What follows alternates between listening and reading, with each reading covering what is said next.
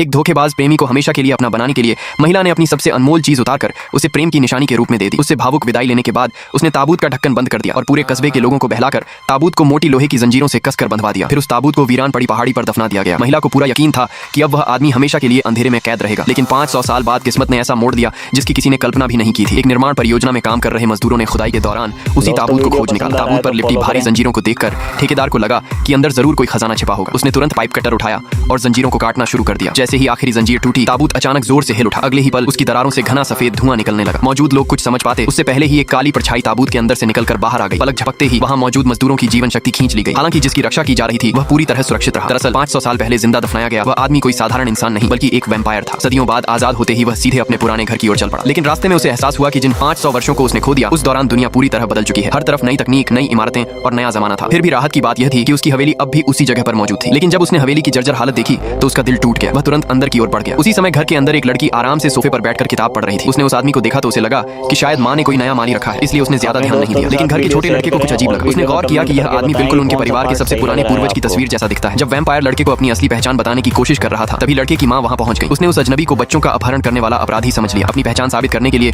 Vampire ने तुरंत अपनी छड़ी से फर्श में छिपा एक गुप्त स्विच खोल दिया। फिर वह महिला को एक ऐसे गुप्त तहखाने में ले गया जिसके बारे में उसे कभी पता ही नहीं था। कमरे में चारों तरफ सोना, चांदी, हीरे और अनगिनत खजाने भरे पड़े थे। इतनी दौलत देखकर महिला का सारा शक पल भर में दूर हो गया। उसने तुरंत अपने पूर्वज का गर्मजोशी से स्वागत किया, लेकिन उन्हें बिल्कुल अंदाजा नहीं था कि इसी बीच श्यामई को पता चल चुका था कि वैम्पायर ताबूत से भाग निकला है। उसे हमेशा के लिए अपने प्रेम जाल में फंसाने के लिए श्यामई बिना देर किए सीधे हवेली पहुंच गई। अंदर घुसते ही उसने शक्तिशाली जादू का इस्तेमाल किया। हवेली में मौजूद पत्थर की मूर्तियां जीवित हो उठीं और उन्होंने वैम्पायर को मजबूती से जकड़ लिया। श्यामई उसे दूर भेजने ही वाली थी कि तभी छोटे लड़के ने अचानक बीच में हस्तक्षेप कर दिया। ये देखकर श्यामई बिल्कुल भी पीछे हटने वाली नहीं थी, लेकिन लड़का भी बिल्कुल नहीं डरा क्योंकि उसने पहले से ही एक अगर वीडियो आपको अच्छा लग रहा हो तो फॉलो करना और लाइक करना ना भूलें। बेहद ताकतवर मददगार को बुला लिया था। उस रहस्यमयी मददगार ने सिर्फ एक साधारण सी जम्हाई दी और अगले ही पल श्यामई वहां से गायब होकर बहुत दूर जा पहुंची। उसकी ताकत देखकर वहां मौजूद हर कोई हैरान रह गया। अगर ये वीडियो आपको थोड़ा सा भी अच्छा लगा है तो इस वीडियो को लाइक करें, कमेंट करें, शेयर करें और मुझे फॉलो करें।